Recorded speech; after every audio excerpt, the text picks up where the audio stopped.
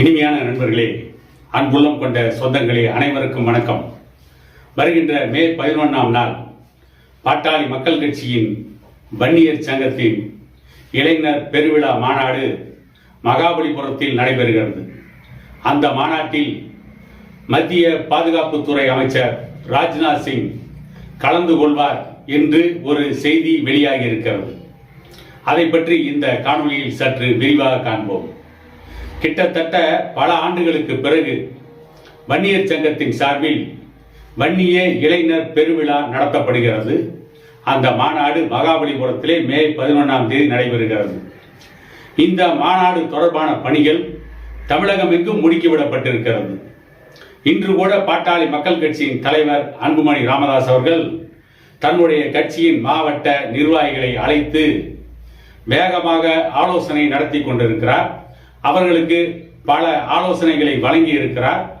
இந்த மாநாட்டை எப்படி சிறப்பாக நடத்த வேண்டும், இந்த மாநாட்டிற்கு யார் யார் அழைக்கப்பட வேண்டும் என்பது பற்றியெல்லாம் கூட விவாதித்ததாக சில செய்திகள் வந்திருக்கிறது.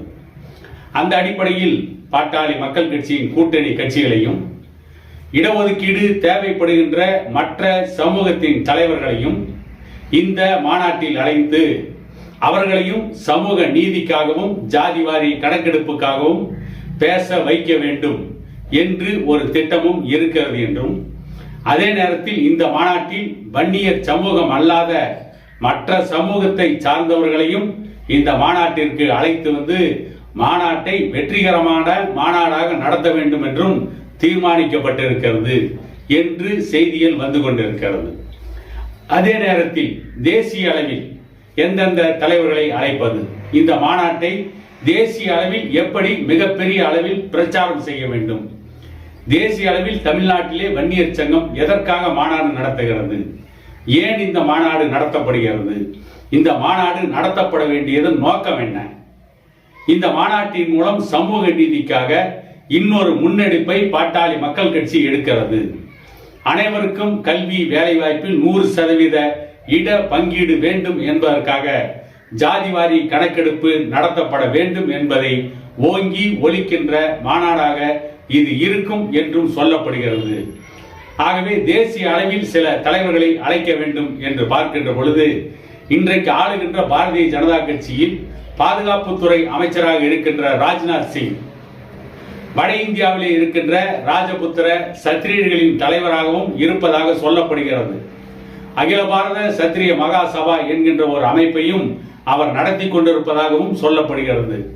ஆகவே இந்த தென்னிந்தியாவின் சத்திரியர்களாக இருக்கின்ற வன்னியர்கள் நடத்துகின்ற இந்த வன்னியர் சங்க மாநாட்டிற்கு அகில பாரத சத்திரிய மகா சபா என்கின்ற அமைப்பை அதனை நடத்தி கொண்டிருக்கின்ற மத்திய பாதுகாப்புத்துறை அமைச்சர் ராஜ்நாத் சிங் அவர்களையும் அழைத்தால் சிறப்பாக இருக்கும் என்றும் பாட்டாளி மக்கள் கட்சி பரிசீலிப்பதாகவும், அதற்காக ராஜ்நாத் சிங்குக்கு அழைப்பு விடுக்கப்படலாம், அதன் அடிப்படையில் அவர் வன்னியர் சங்க மாநாட்டில் கலந்து கொள்ளலாம் என்ற எதிர்பார்ப்பு இருப்பதாகவும் பல செய்திகள் வெளிவந்து கொண்டிருக்கிறது. அதே நேரத்தில் வட இந்தியாவில் இருக்கின்ற மற்ற சமூகங்கள், இதர பிற்படுத்தப்பட்ட சமூகங்கள், கல்வி வேலைவாய்ப்புக்காக போராடி கொண்டிருக்கின்ற சமூகங்கள், அந்த சமூகங்களின் சில தலைவர்களுக்கும் அழைப்பு விடுக்கப்பட்டு அவர்களும் இந்த மகாபலிபுரம் வன்னிய இளைஞர் பெருவிழாவிலே கலந்து கொண்டு இடஒதுக்கீட்டுக்கான குரலை ஓங்கி ஒலிப்பார்கள் என்று எதிர்பார்க்கப்படுகிறது என்று பல செய்திகள் வந்த வண்ணம் இருக்கிறது. எப்படி இருந்தாலும் மகாபலிபுரத்தில் நடைபெற இருக்கின்ற மே 11ஆம் தேதி நடைபெற இருக்கின்ற வன்னிய இளைஞர் பெருவிழா மிக சிறப்பாக மிகவும் எழுச்சியோடு நடைபெறும் என கூறிக்கொண்டு இன்னொரு காணொலியில் உங்களை சந்திக்கும் வரை உங்களிடமிருந்து விடைபெறுவது உங்கள் எடப்பாடி துரைசாமி.